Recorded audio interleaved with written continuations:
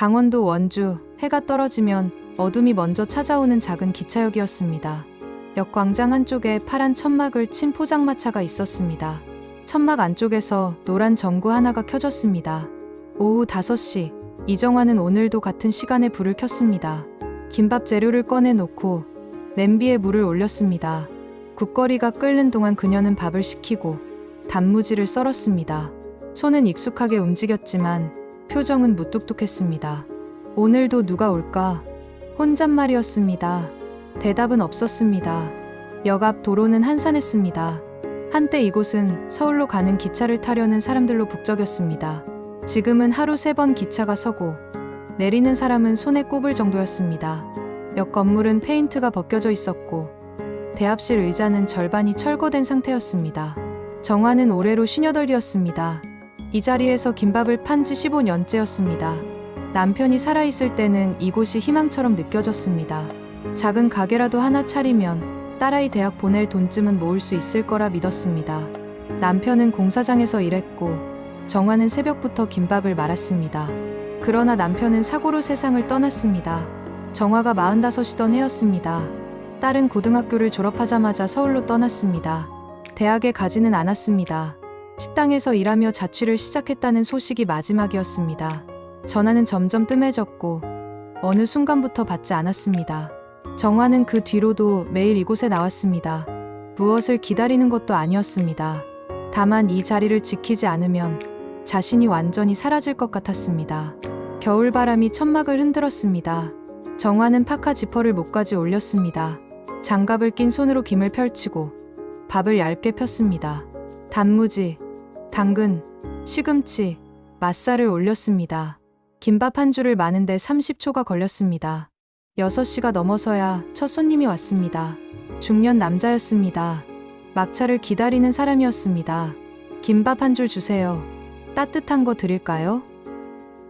네. 정화는 김밥을 썰어 담고 국물을 한 컵 따라 주었습니다. 남자는 말없이 먹고 5,000원을 내고 떠났습니다. 인사도 없었습니다. 정화는 그릇을 치웠습니다. 표정은 변하지 않았습니다. 9시가 되자 역은 완전히 고요해졌습니다. 막차가 떠난 뒤였습니다. 정화는 남은 김밥을 랩으로 싸고 가스를 껐습니다. 정리를 마치고 천막 밖으로 나오려던 순간 그녀는 발걸음을 멈췄습니다. 역 대합실 유리문 너머로 누군가 보였습니다. 노인이었습니다. 낡은 점퍼를 입고 플라스틱 의자에 앉아 있었습니다. 고개는 숙여져 있었고 손은 무릎 위에 가지런히 놓여 있었습니다. 정화는 잠시 망설였습니다. 집으로 돌아가야 했습니다. 그러나 발이 떨어지지 않았습니다. 그녀는 천막 안으로 다시 들어갔습니다. 남은 김밥 한 줄을 꺼내고 냄비에 국물을 다시 데웠습니다. 종이컵에 국을 담고 김밥을 접시에 올렸습니다. 역 대합실로 걸어갔습니다. 문을 밀고 들어서자 찬 공기가 얼굴을 스쳤습니다. 난방은 꺼져 있었습니다. 노인은 여전히 고개를 숙이고 있었습니다. 정화는 그 앞에 섰습니다. 드세요. 노인이 고개를 들었습니다. 주름진 얼굴, 텅 빈 눈빛이었습니다. 왜요? 목소리는 낮고 거칠었습니다. 정화는 잠시 침묵했습니다. 그리고 답했습니다. 배고프신 것 같아서요. 노인은 김밥을 보았습니다. 그리고 정화를 다시 보았습니다. 이유가 그것뿐입니까? 네. 정화는 김밥과 국을 의자 옆 작은 탁자에 내려놓았습니다. 그리고 몸을 돌렸습니다. 천천히 드세요. 그녀는 대합실을 나왔습니다. 뒤를 돌아보지 않았습니다. 포장마차로 돌아와 마지막 정리를 마쳤습니다. 천막을 접고 수레를 밀어 골목 안창고로 향했습니다. 하늘에는 별이 없었습니다. 구름이 낮게 깔려 있었습니다. 집에 도착했을 때는 10시가 넘어 있었습니다. 정화는 현관에 신발을 벗고 보일러를 켰습니다. 식탁에 앉아 물을 한 잔 마셨습니다. 이렇게 살다 끝나는 건가?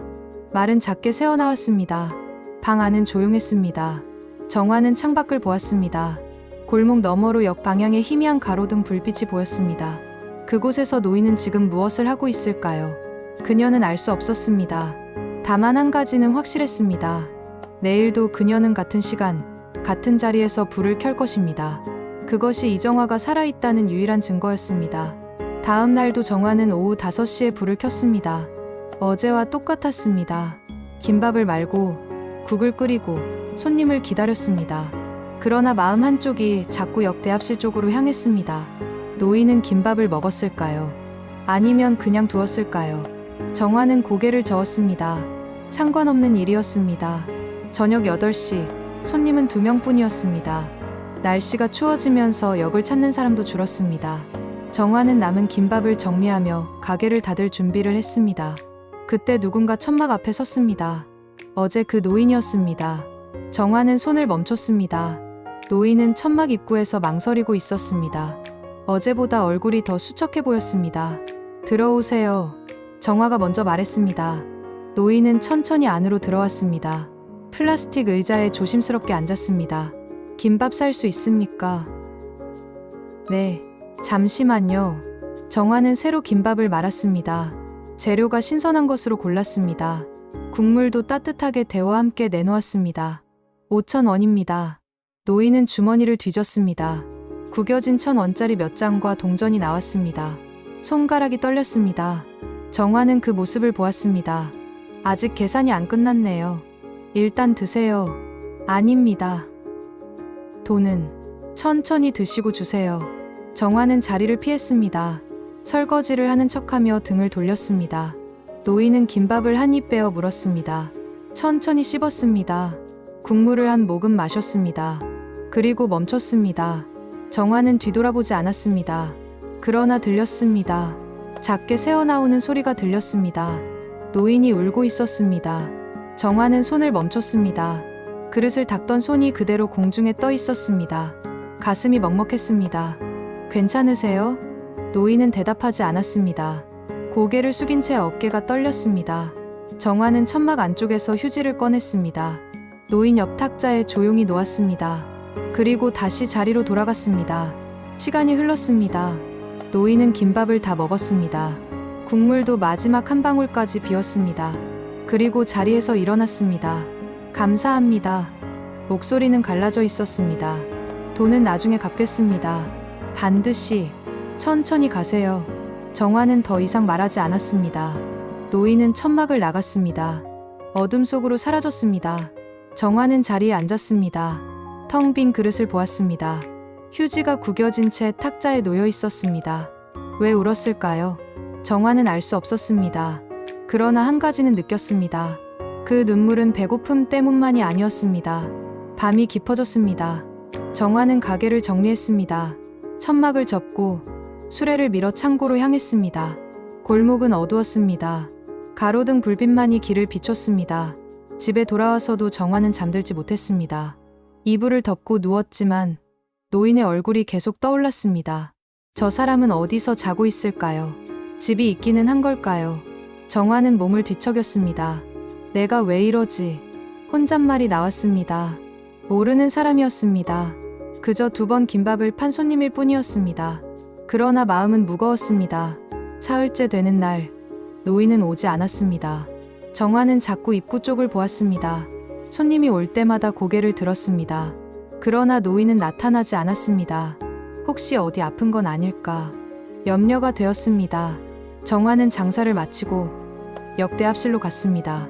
대합실은 비어 있었습니다. 영무원에게 물어봤습니다. 며칠 전에 여기서 주무신 어르신 못 보셨어요? 아, 그 양반이요? 경찰이 데려갔어요.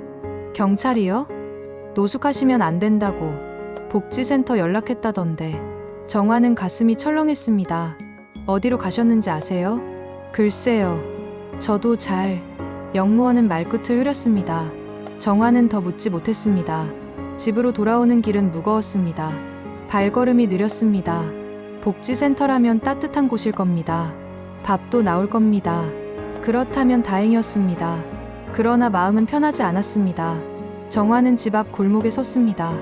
어두운 하늘을 올려다보았습니다. 눈이 내릴 것 같았습니다. 내가 할 수 있는 게 뭐가 있겠어. 말은 허공에 흩어졌습니다. 정화는 현관문을 열었습니다. 불을 켰습니다. 방 안은 여전히 조용했습니다. 식탁에 앉아 물을 마셨습니다. 핸드폰을 꺼내 들었다가 다시 내려놓았습니다. 딸에게 전화하고 싶었습니다. 그러나 무슨 말을 해야 할지 몰랐습니다. 엄마, 요즘 이상한 일이 있어. 그렇게 시작할 수 있을까요? 딸은 뭐라고 대답할까요? 정화는 핸드폰을 서랍에 넣었습니다. 그날 밤, 정화는 결심했습니다. 내일 복지센터에 가보기로 했습니다. 노인이 거기 있는지 확인하고 싶었습니다. 잘 지내고 있는지 보고 싶었습니다. 이유는 없었습니다. 그저 그래야 할 것 같았습니다. 정화는 이불을 덮었습니다. 눈을 감았습니다. 창밖으로 눈이 내리기 시작했습니다. 조용히, 천천히 내렸습니다. 겨울이 깊어지고 있었습니다. 다음 날 아침, 정화는 복지센터를 찾아갔습니다. 시내버스를 2번 갈아타고 도착한 곳은 낡은 건물이었습니다. 1층 입구에 원주시 종합사회복지관이라는 간판이 걸려 있었습니다. 정화는 안으로 들어갔습니다. 복도는 좁았고 소독약 냄새가 났습니다. 안내 데스크에 젊은 직원이 앉아 있었습니다. 무슨 일로 오셨어요? 며칠 전에 역에서 경찰이 데려간 어르신 계신지 확인하고 싶어서요. 직원은 잠시 컴퓨터를 확인했습니다. 성함이나 생년월일 아세요? 모릅니다. 그럼 확인이 어려운데요. 정화는 난감했습니다. 키는 크지 않으시고 낡은 회색 점퍼 입으셨어요. 역 대합실에 계셨고, 아, 그분이요. 직원이 고개를 끄덕였습니다. 여기 하루 계셨다가 나가셨어요. 어디로 가셨는지 아세요? 그건 저희도 몰라요. 본인이 나가겠다고 하셔서. 정화는 할 말이 없었습니다. 직원은 미안한 표정을 지었습니다. 도와드리고 싶은데 개인정보라서요. 네, 알겠습니다. 정화는 복지센터를 나왔습니다. 찬바람이 얼굴을 스쳤습니다. 하늘은 여전히 흐렸습니다. 버스 정류장에서 버스를 기다리며 정화는 생각했습니다. 노인은 지금 어디에 있을까요? 밥은 먹고 있을까요? 내가 할 수 있는 게 없구나. 중얼거렸습니다. 무력함이 밀려왔습니다. 정화는 역으로 돌아왔습니다. 포장마차를 열 시간이었습니다. 천막을 펼치고 재료를 꺼내 놓았습니다. 일상은 계속되었습니다. 그런데 그날 오후 이상한 일이 벌어졌습니다. 역 앞에 검은색 승용차 여러 대가 들어섰습니다. 차에서 정장을 입은 사람들이 내렸습니다. 그들은 역 주변을 둘러보며 무언가 확인하고 있었습니다. 정화는 천막 안에서 조용히 지켜보았습니다. 철거 통보일까요? 아니면 역 폐쇄가 앞당겨진 걸까요? 한 여성이 정화의 포장마차 쪽으로 걸어왔습니다. 30대 중반쯤으로 보였습니다. 검은색 코트를 입고 짧은 머리를 단정하게 넘겼습니다. 이정화 씨 맞으시죠? 정화는 놀랐습니다. 네. 그런데 어떻게 제 이름을? 제 명함입니다. 여성이 명함을 건넸습니다. 정화는 받아들었습니다. 박수연 이사 도열로지스틱스. 도열로지스틱스요? 네. 잠시 시간 내주실 수 있으세요? 무슨 일이신지. 박수연은 주변을 둘러보았습니다. 그리고 낮은 목소리로 말했습니다. 며칠 전 여기서 한 어르신께 김밥을 주셨죠? 정화는 숨이 멎는 것 같았습니다. 그분이 어떻게 되신 건가요? 말씀드리기 전에 확인이 필요합니다. 잠깐만 저희와 함께 가주시겠습니까? 어디로요? 멀지 않습니다. 차로 10분 거리입니다. 정화는 망설였습니다. 그러나 거절할 이유가 없었습니다. 노인에 대해 알 수 있다면 가보고 싶었습니다. 알겠습니다. 정화는 천막을 급히 정리했습니다. 가스를 끄고 재료를 냉장고에 넣었습니다. 박수연은 차분히 기다렸습니다. 차는 시내를 벗어나 외곽으로 향했습니다. 넓은 부지에 현대식 건물이 보였습니다. 간판에는 도열로지스틱스 본사라고 적혀 있었습니다. 정화는 긴장했습니다. 여긴 회사인가요? 네, 들어가시죠. 건물 안은 넓고 깨끗했습니다. 로비에는 사람들이 바쁘게 오갔습니다. 박수연은 정화를 엘리베이터로 안내했습니다. 최상층 버튼을 눌렀습니다. 엘리베이터가 올라가는 동안 정화는 아무 말도 하지 못했습니다. 가슴이 두근거렸습니다. 문이 열렸습니다. 복도 끝에 큰 문이 있었습니다. 박수연이 문을 열었습니다. 들어오세요. 넓은 사무실이었습니다. 창밖으로 원주 시내가 한눈에 보였습니다. 그리고 책상 앞에 누군가 앉아 있었습니다. 정화는 그 사람을 보고 멈춰 섰습니다. 노인이었습니다. 그러나 며칠 전에 그 모습이 아니었습니다. 깔끔한 양복을 입고 머리를 단정히 빗었습니다. 얼굴은 여전히 수척했지만 눈빛은 달랐습니다.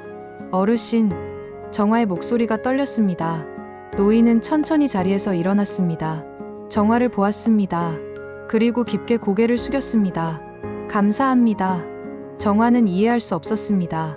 여긴 대체 어디인가요? 박수연이 대신 답했습니다. 이분은 저희 회사 창업주 최도연 회장님입니다. 정화는 말을 잃었습니다. 최도연, 도연 로지스틱스, 강원도에서 가장 큰 물류 회사 중 하나였습니다. 그럴 리가. 믿기 어려우시겠지만 사실입니다. 박수연의 목소리는 차가웠습니다. 최도연이 입을 열었습니다. 그날 밤, 저는 모든 것을 끝내려고 했습니다. 목소리는 낮고 무겁였습니다. 회사도, 가족도, 제 자신도 아무 의미가 없었습니다. 그저 사라지고 싶었습니다. 정화는 숨을 죽였습니다. 그런데 당신이 김밥을 주셨습니다. 이유도 묻지 않고, 대가도 바라지 않고. 최도연은 정화를 똑바로 보았습니다. 그 김밥 한 줄이 저를 붙잡았습니다. 정화는 아무 말도 할 수 없었습니다. 박수연이 한 걸음 앞으로 나왔습니다.